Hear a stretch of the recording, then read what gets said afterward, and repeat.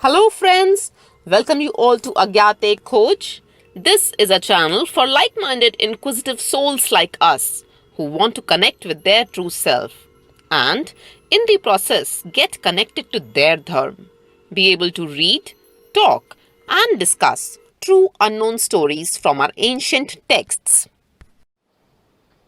The title of today's story you will understand through this shlok. उत्तरं यत् समुद्रस्य हिमाद्रेक्षैव दक्षिणं वर्षं तद् भारतं नाम भारती यत्र सन्तति means the country that lies north of the oceans and south of the Himalayas is called Bharata. There dwell the descendants of Bharat known as Bhartiya. Bharat, a great ruler of Puru dynasty, a king way ahead of his times, who upheld the principles of fair, just, and democratic ruling. There is an interesting tale behind his birth which not many are aware of. The story starts with Shakuntala, the love child of great sage Vishwamitra and Apsara Menaka, who was renounced immediately after her birth by both her parents in the forest. Protecting the newborn were a group of birds named Shakunt. Kanvarishi saw the baby and brought her along to his ashram and named her Shakuntala. Shakuntala was brought up in the ashram itself. She was very beautiful and looked like her mother Menaka.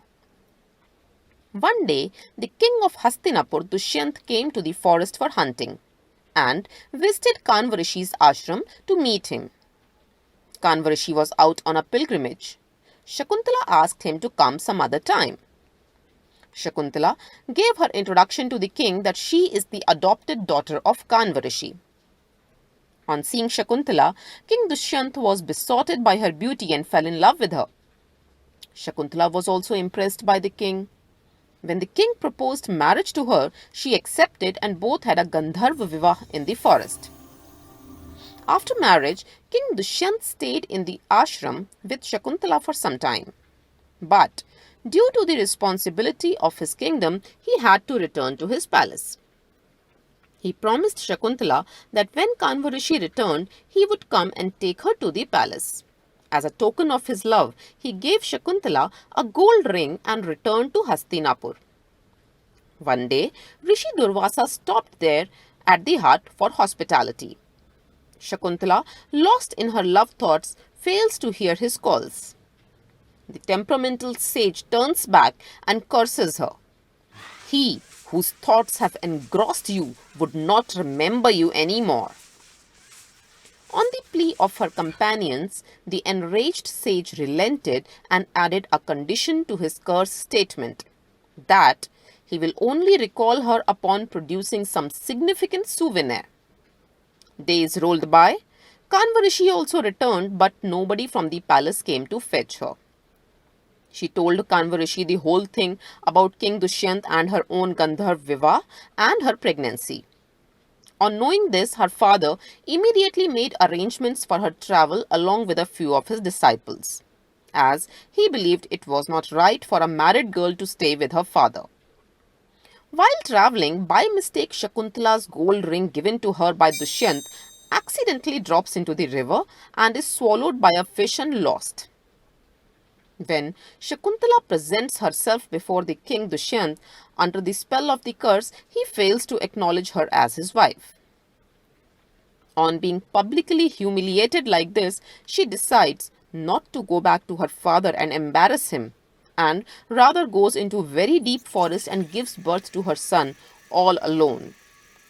In Hastinapur, a fisherman finds the king's gold ring in the stomach of a fish, the same ring that Shakuntala had lost on her way to the court. That breaks the spell for Dushyant, and he remembers all about Shakuntala and their marriage. He suffers from intense feeling of guilt and injustice, and immediately went with his soldiers to look out for Shakuntala everywhere. He continued deeper into the forest to find his wife and witnesses a surprising scene in the forest. A young boy had pried open the mouth of a lion and was busy counting its teeth. The king greeted the boy, amazed by his boldness and strength, and asked his name. He was surprised when the boy answered that he was Bharat, the son of King Dushyant. The boy took him to Shakuntala. Dushyant apologized for his behavior, and thus the family was reunited. Young Bharat conquered and ruled the entire subcontinent of India. From sea to Himalayas, his empire was named Bharatvarsh, the land of Bharat. How did you like this story, and what other stories would you like us to cover? Please share your views in the comments below. Thank you.